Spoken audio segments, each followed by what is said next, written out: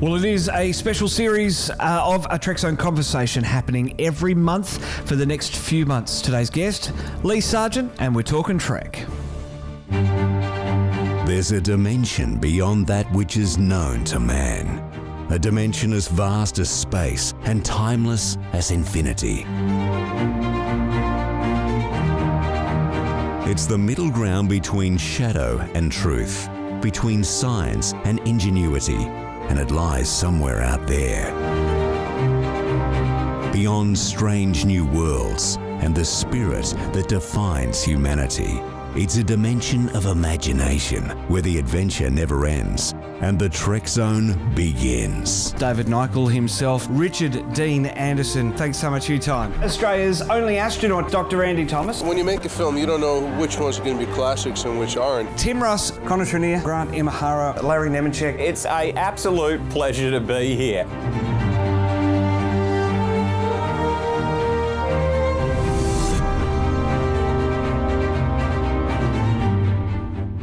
Well, he's on the line now from his home. Lee, thanks so much for your time today, man.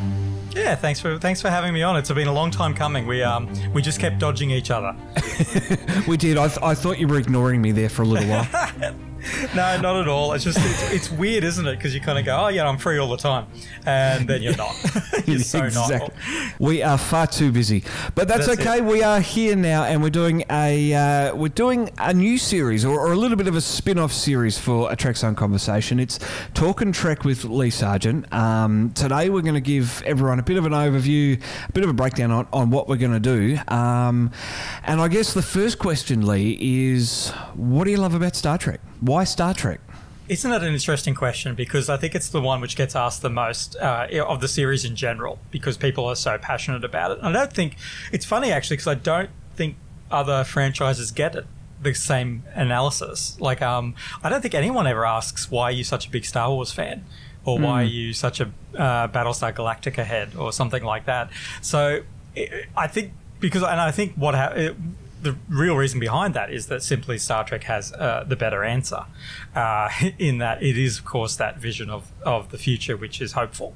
It's not the Blade Runner dystopian kind of we come out all right. And it's what I like about it is that it's the best examples of humanity, even in original series where even Next Generation probably is a better example, where it was kind of said there can be no conflict amongst the crew, and these are the pinnacles of humanity. And I think what happens is we still see everything that we have today, so greed and et cetera, but these are considered to be bad traits.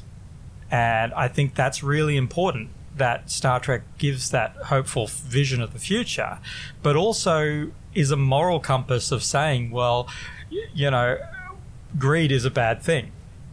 And it's not other shows will have kind of you embrace the evil characters, the flawed evil characters type of thing. And they're fun and whatever type, but Star Trek doesn't have that. Jean-Luc Picard doesn't do bad things. He has moral quandaries and he has to decide things, and but it's always this moral compass. And so I think for me that is reassuring, and I think that there's a psychology around a Star Trek episode that does lend itself to that comfort. And I think that's probably where me growing up as a kid who probably didn't have the greatest family life. I'm not going to kind of go too deep with that, but you do kind of escape into the things that give you comfort, and Star Trek was certainly there for me, and giving very positive role models in the trio of Kirk, Spock and McCoy. The cliche of what would Kirk do is actually something that people do use in their lives, and I think that's what Star Trek offers that differs it from other shows and other franchises. And the series of Star Trek certainly were products of their time, and very much unique and individual almost. The way that Sisko dealt with things wouldn't be the way that Picard would deal with things, and I think that's quite evident in the episode Q-less in DS9's first season. You know, so little things like that. And I mean, Lee, you're a little older than me. I'm not going to say by too much because you carry it very well. But ouch, that's a painful thing to say to a man. Well, no, you do. Well, I mean, you're crossfitting now, so I look much older. So I guess I could almost say that you grew up with Next Generation. Yeah. Whereas for me, it was DS9 and Voyager. See, that's really interesting to me because, I grew up with original. I probably say that I grew up more with the original movies than necessarily TNG. So I'm old enough to remember the outcry of this new Star Trek show that was which was undermining, I wasn't original born Star yet. Trek. Yeah, see, that hurts. Whereas I was at the right age for to watch Next Generation, but I had grown up with Star Trek as a kid. So Star Trek Next Generation came out when I was a teen, but up until that point, I had grown up with original Star Trek and original Star Trek on my own too, because my mother was probably the one who introduced me more to science fiction in general. But she wasn't actually a massive Star Trek fan. She was more of a Star Wars fan. And I wound up watching Star Trek. Star Trek, I naturally just went to Star Trek. So as a formative thing for me, growing up as a preteen, I watched original Star Trek and very, very protective of these characters. So I understand. So when Next Generation was coming out, and back then we didn't have the internet, so the only way we could tell was these, in Australia particularly, were these old photocopied fanzines from the I'm not even sure if it was the official, I think it was like Austral or something like that. I don't remember, but it was the fan club of Star Trek here in Australia, and you would send away, and they would send you this coloured paper covered booklet, which was just A4 paper stapled together, and it was thick too. And it was the first time I'd ever encountered someone discussing Star Trek at a higher level. And so that gave hints to, black and white photocopied images from this show coming, Next Generation. And then I vaguely remember the toys came out, of all things. The toys came out in shops, and the little Galoop figurines of Next Generation. And it was confusing because I saw Star Trek toys, and there were no Captain Kirk and Spock Star Trek toys at the time. But there's these Star Trek toys. It's like, oh, wow, that's really exciting. But who is this? Oh, who's this? Oh, I understand this is a Klingon. But I didn't even recognize the uniform. So it was really interesting. And then the show premiered, and the ship was different, and the captain was bald, and there's a Klingon. And they were wearing weird outfits, and everything's very beige, and there's Q and all this type of stuff. And it was quite confronting at the time because this had never happened before. And this is the thing other people need to remember is that because when people compare new shows coming in and changing Star Trek, and everyone being upset about it, and people like to throw out there that, the same type of thing was said when Next Generation was coming out. But this was unique. We hadn't had a show that was beloved being the Next Generation version of it. Now it's we see Next Generation versions of all sorts of shows. But we'd never seen a kind of quasi-remake continuation of a show, particularly one which was so universally loved. And of course it was going to cop criticism. And it did. And that first season, I always remember the episode 1001, whatever it is, the binary episode. Yes. Because that was the one that I remember. I can clearly see my lounge room. I can clearly see the TV. And it was on late at night or something like that.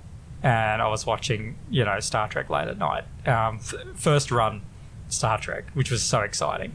I definitely have that history. And I remember when Deep Space Nine came out and Channel 9 showed it, the first movie, the Emissary episode. They showed that on a Sunday night, and I was very excited. And the ratings must have been absolutely abysmal because they relegated back to 11 o'clock. Tuesday night. Yep, that's it. And I remember Voyager. I remember a news article at school in a newspaper announcing the Voyager crew and showing that it was Janeway, a female captain.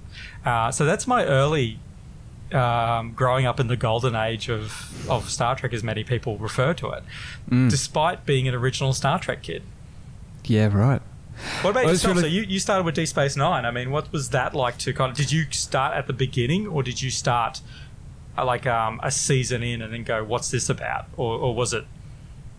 Well, it's interesting because my actual... Like you with 11001001 is the actual title. Is that the actual title? That's the actual title. Oh, to hell with you. That's only because I've got Trekzone open here and I've got the episode listing. But I do remember my first vivid memory of Star Trek is the episode Times Squared from season 2 of Next Gen. Okay, cool. I actually remember the future Picard getting into the shuttle.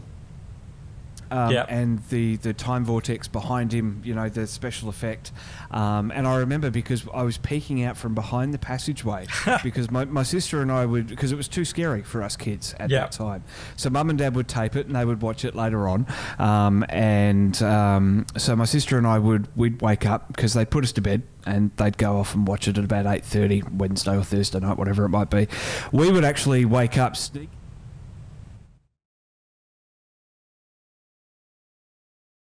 a good classic, 40-inch CRT TV, a good Sony Triniton. I remember it well. And the fireplace next to it as well, back in Perth. So that was my first memory of Star Trek.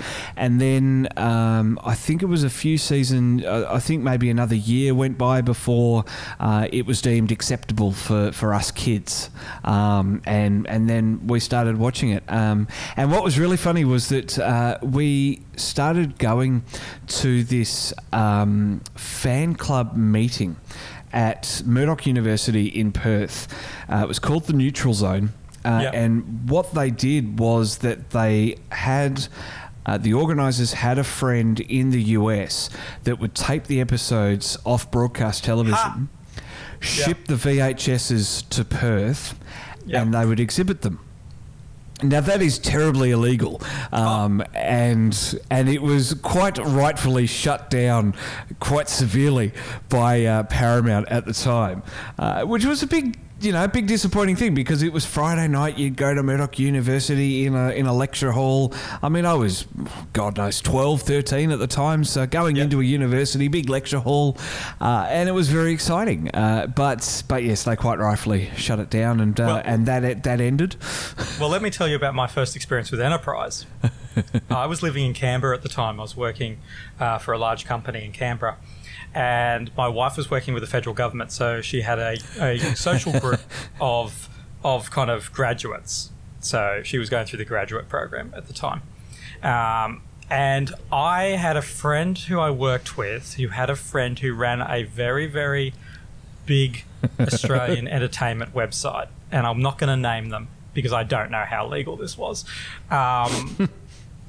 Because they're still going, which I'm always happy to see that they're still going. I never kind of met the person, but it was a friend of a friend.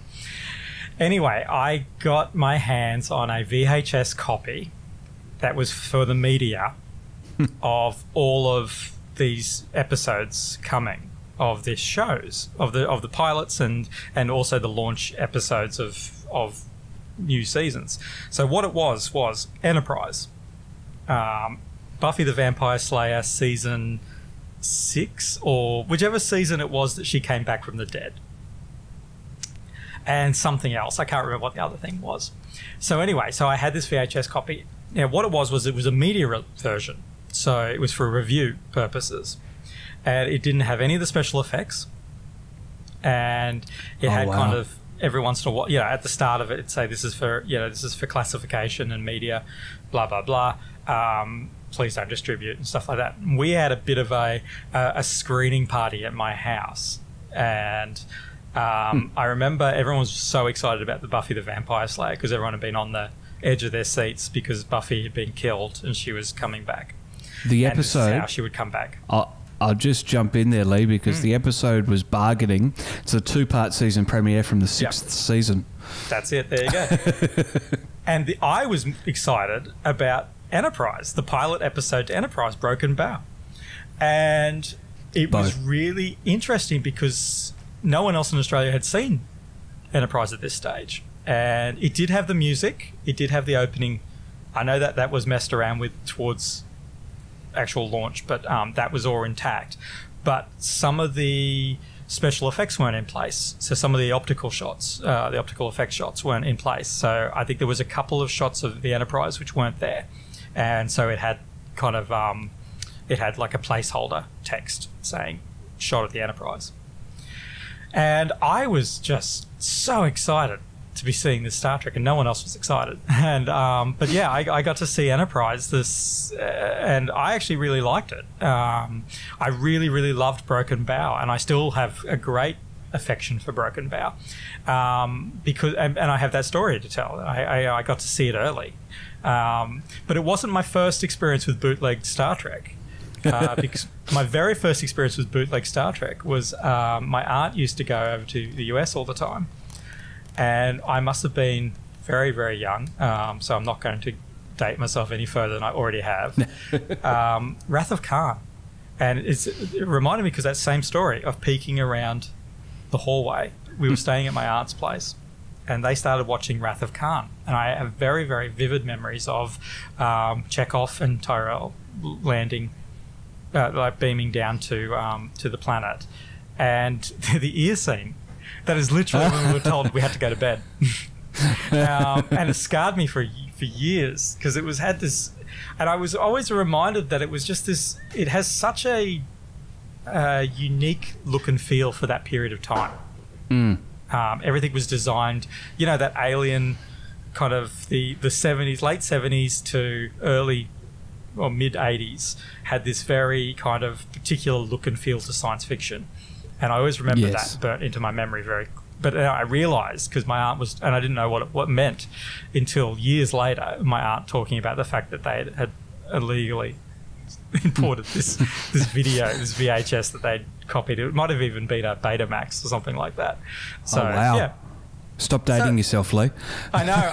So this is the thing, because I think we couldn't get a copy because we had the VHS, we didn't have Beta. Right. So that is, so it's been a huge part of my life for so long, and I've been very fortunate to have those experiences, I guess. And people talk about their kind of experiences with sporting events, and I don't see any difference with this at all. People will talk about the grand final, and I had that too when I was growing up. But people will have fond memories of a State of Origin or something like that. And this, honestly, to me, it's no different. Reading Generations, the novelization, before the movie came out. Oh, wow. Things like that was so exciting, and you were so desperate for trailers because in Australia you wouldn't. I remember downloading the Insurrection trailer for hours and having a really good copy of it. But that was all dial-up.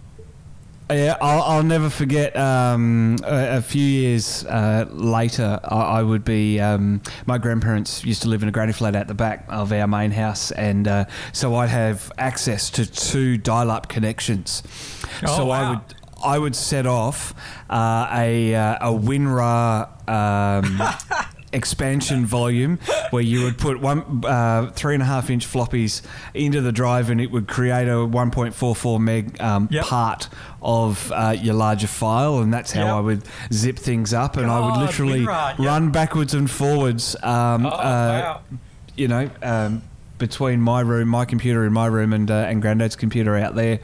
And they had no idea what I was doing. I'd just come in at 11 o'clock at night and let myself in, turn the computer on, and they'd be sitting in the chair, because I never went to sleep. So they'd just be in the lounge chairs watching TV, or they'd be asleep or whatever. Just lock the door before you stop coming back. Okay, no worries at all.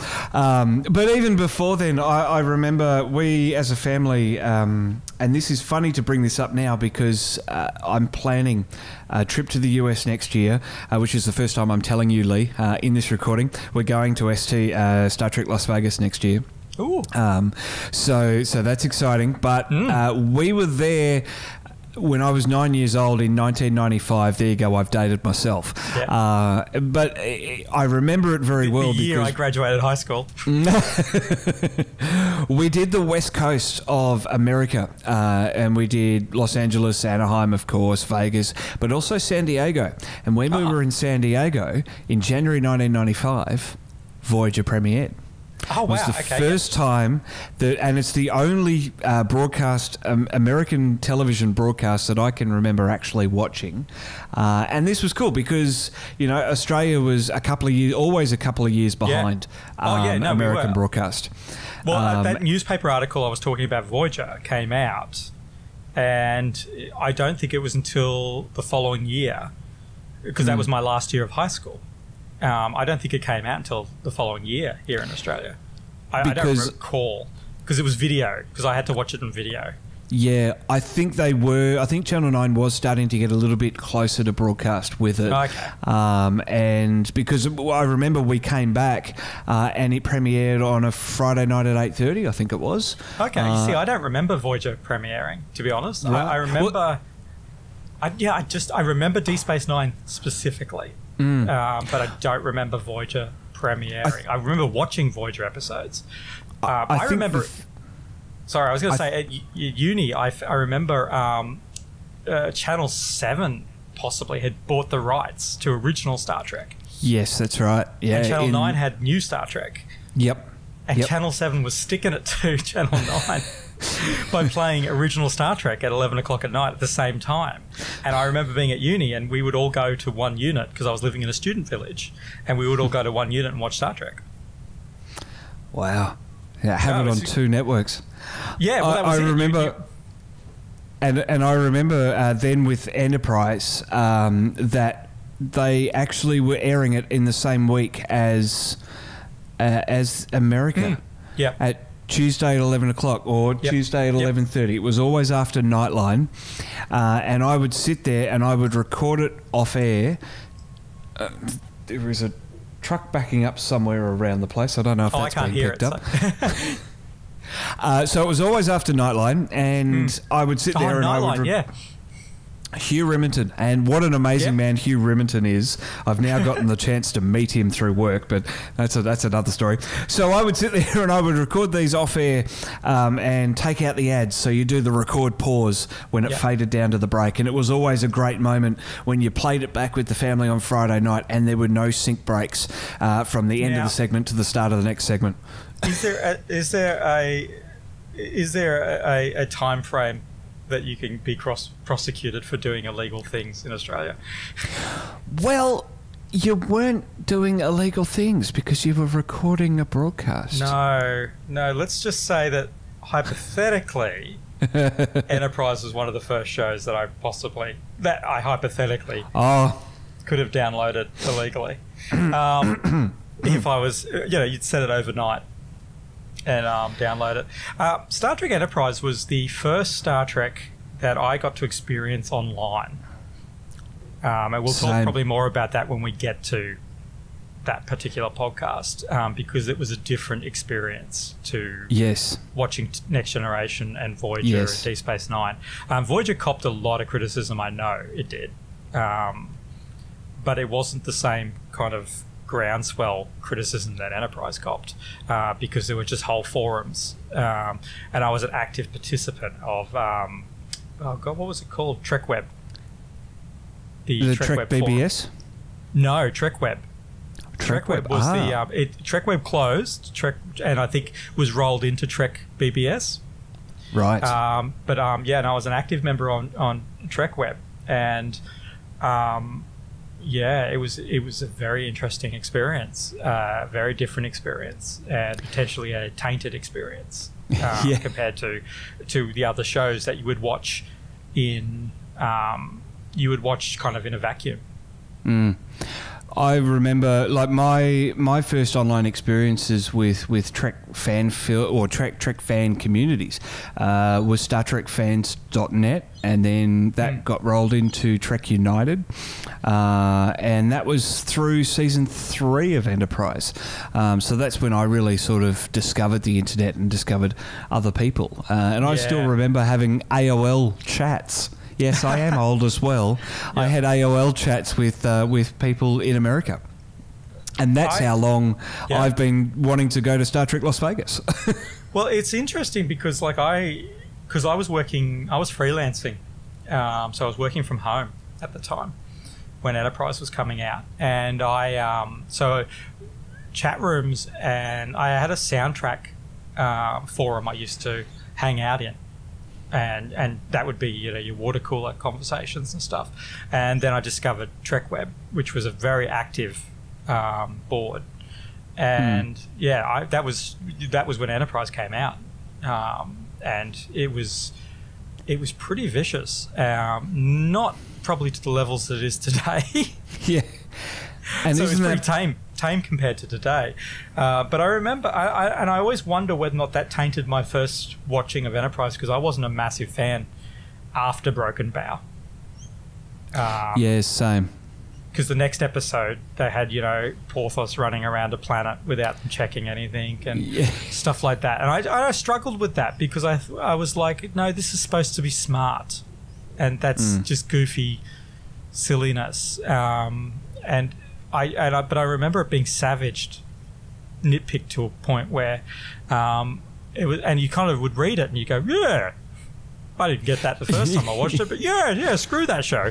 Get my pitchfork. We're going to war. Oh, I hadn't thought about that. Yeah, screw those people. I enjoyed it when I first watched it, but no, now you've picked it apart. I goddamn hate them. Yes. So yeah, it was the Borg an in Enterprise. Experience. What? Yeah. Oh well, yeah. What was that? That was season 2. 2, yeah. Episode 23. But see, I don't even know if I watched season 2. I don't even know if I watched season 2 on television or when it was coming out.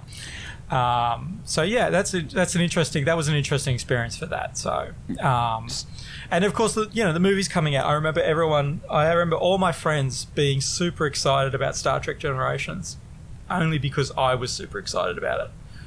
And I was so excited about Generations coming out. And then when First Contact came out, I was one of the biggest advocates for First Contact, because I'm like explaining what the Borg are to people and saying these are the greatest villains you'll ever see on television. So and then you see the trickle down kind of effect to the point where you go to see Nemesis in a half-empty room on opening day. And there are guys wearing overcoats with chisels in plastic bags.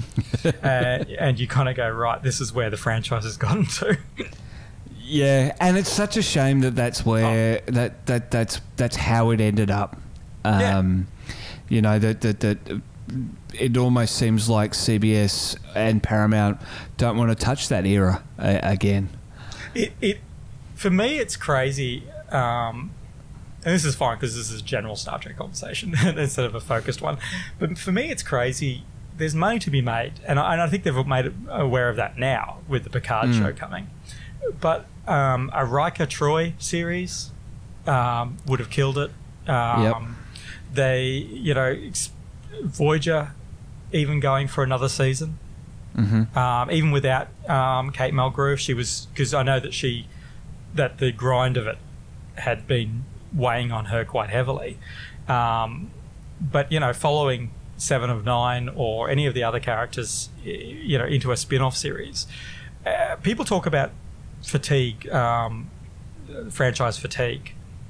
And I kind of disagree with that, because it's not franchise fatigue, it's rubbish fatigue. It's when you exhaust yourself, when you got the same people making the show for 20 odd years and they're tired, and they haven't got new ideas, they're the ones who are fatigued, not the audience. Mm. And we're just sick of rubbish stories. And that's not to attack any of the shows, but there's definitely filler episodes. Mm. And there should never be a filler episode. And Star Trek's not the only franchise that suffered that greatly. I think Stargate Atlantis would be, 6-7 episodes of filler, then good episode, then 6 more episodes of fillers. And there was literally an episode where I remember my somewhat brief review of it was literally 3 people fall in a hole, and that was an Atlantis episode. And that's where we were kind of getting to. So I reject the idea of this kind of franchise fatigue as this is why Enterprise failed and blah, blah, blah. Enterprise failed because they weren't producing the best television on TV. Mm. And they also had network issues. Oh, of course they did.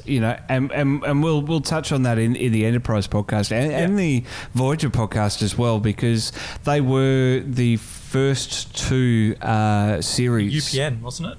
Yeah, on network television since the original series, and it really shows in the difference. You put DS9 and Voyager side by side, and you'd pick DS9 for the edgy storylines and edgy content and edgy plots.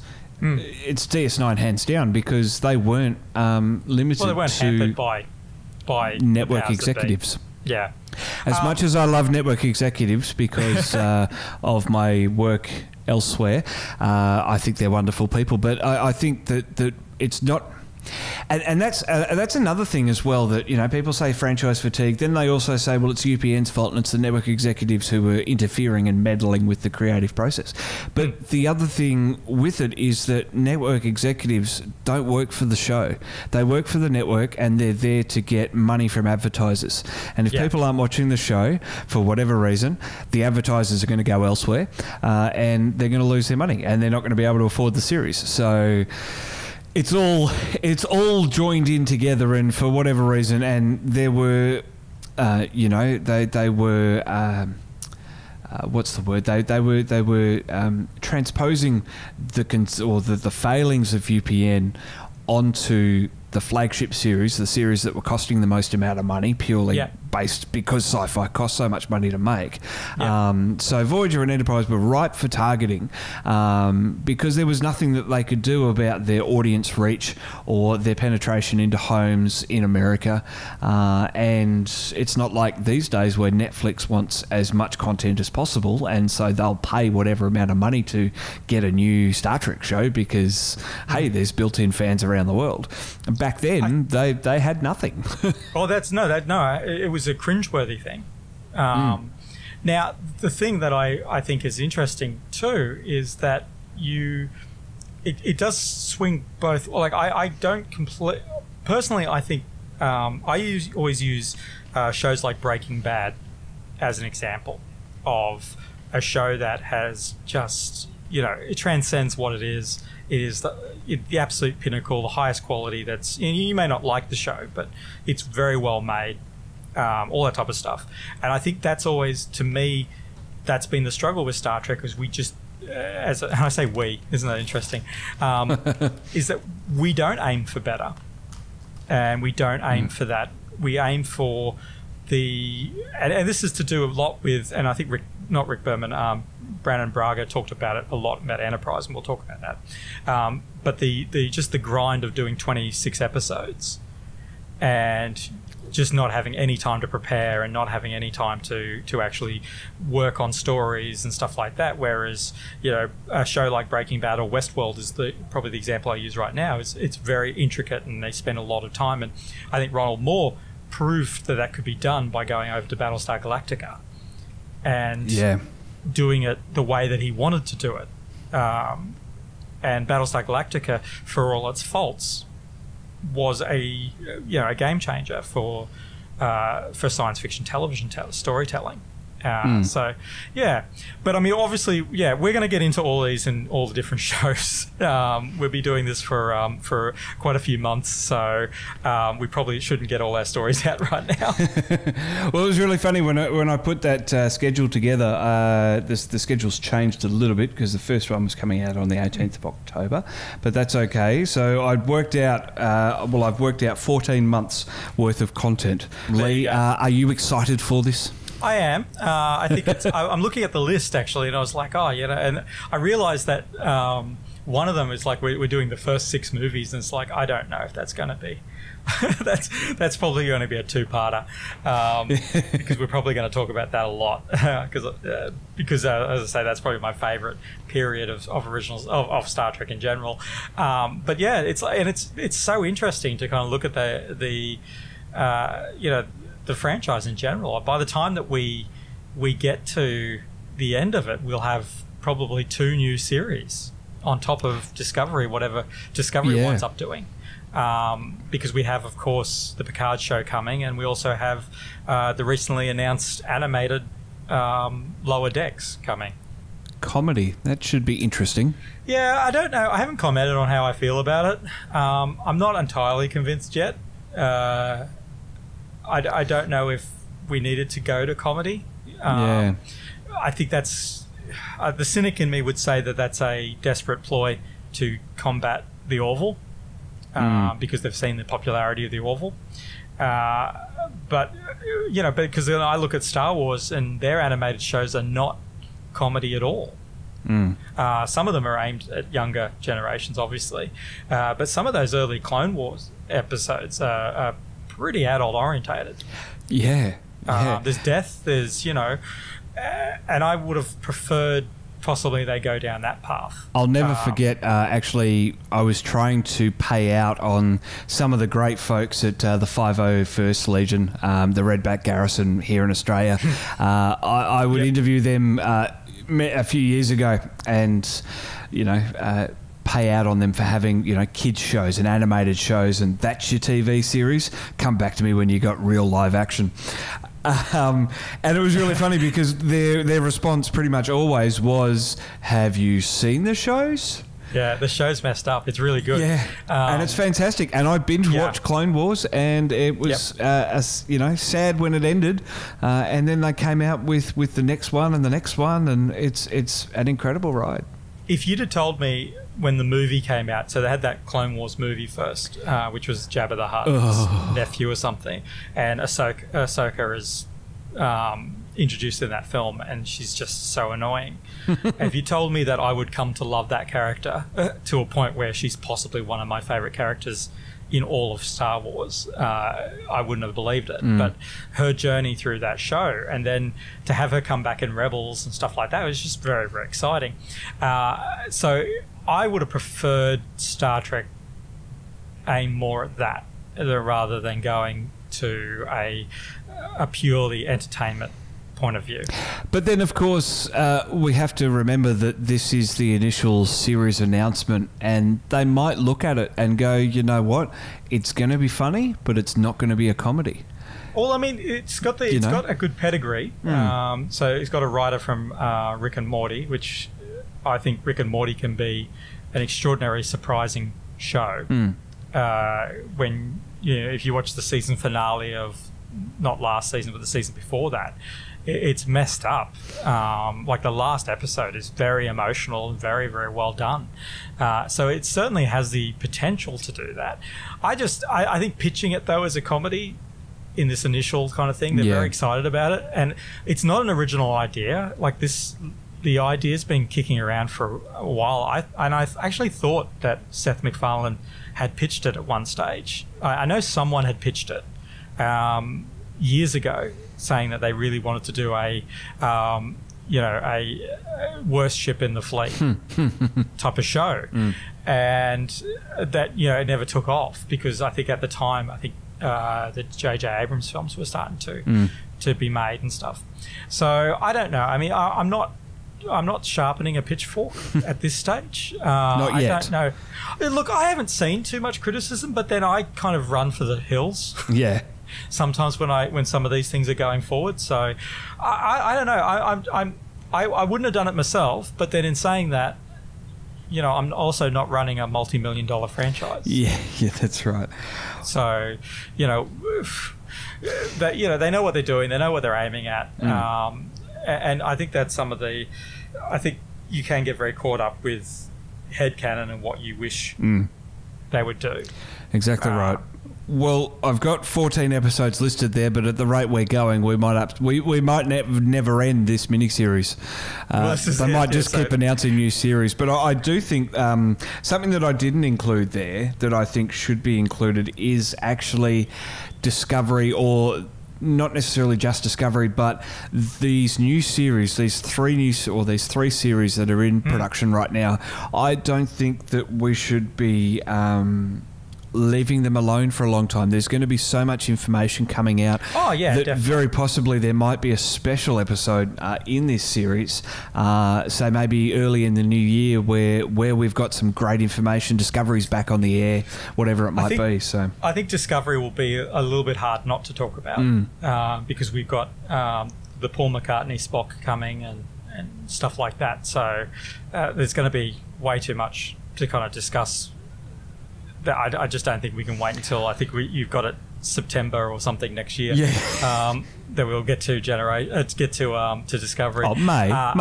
Oh, May. There we go. Yeah. By then it'll be done and dusted. So definitely, I think this will be a flexible show. Matt and I have talked about kind of trying to be professional, but I think it'll go down rabbit warrens, and I think that's fine. Absolutely. Well, Lee, this is a perfect place. Tunnels. Yes, this is a perfect place to leave the introduction episode. Next time we're going to chat all things original series, and we're going to do that in a few weeks' time. That's going to be released in a few weeks' time. We're going to probably have a chat about that next week. So thanks for being here. Thanks for coming on the show, and looking forward to talking Trek some more with you later on. Absolute, my pleasure, Matt.